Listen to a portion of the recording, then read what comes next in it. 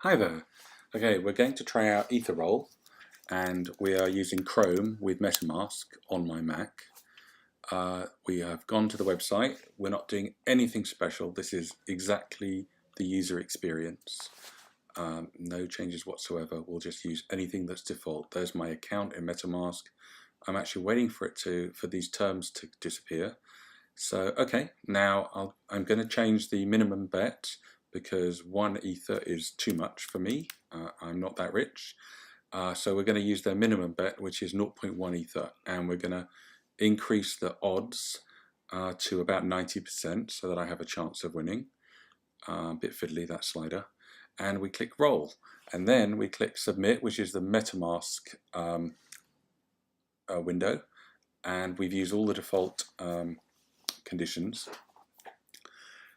And now we wait, and one of the artifacts of the way that Etheroll works is that it sends off a request to Oracleize to get a random number, and Oracleize sends off a request somewhere else, which I think is random.org, and all of that takes time, and that takes multiple blocks to mine. They say about 3 blocks, but I suspect it could be more. So we started this about 15-20 seconds ago, and this is the user experience, which in my opinion is not a fun one. You're watching paint dry, you're staring at a screen that isn't updating in any way, and it should at least be doing something at this point while you're waiting, instead of just a little countdown saying mining about 3 blocks, and then that's going to eventually change to 2 and then 1 block. But this is not a good user experience.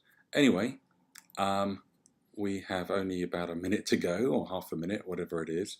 Oh, we're coming up, mining 1 block left, and hopefully we'll find out if we've won. And I'm on tenterhooks here.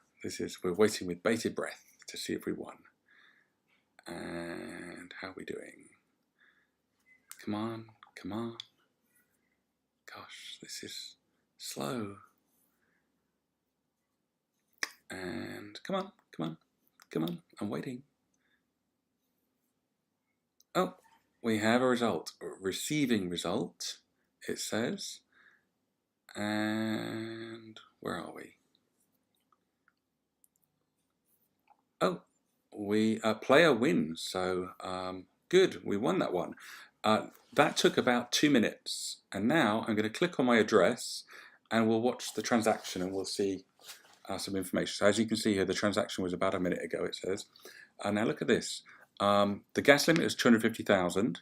It used most of that, and the actual cost of that transaction was more than $1, and that's with Ether quite low right now. I think Ether is about 240 something, $240, and this is the internal transaction, which also consumed some gas, and that was the transaction that was sent to Oracleize.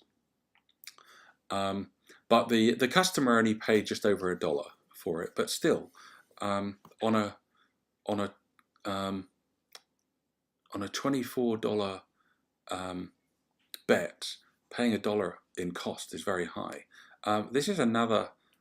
This is probably the Oracleize transaction that the gas was paid for this by Etheroll themselves out of their house edge, but it's still nearly $1 more in internal gas cost. So there you have it. That is a typical gas cost of Etheroll, which is a dice game. And we'll do some other tests in a minute.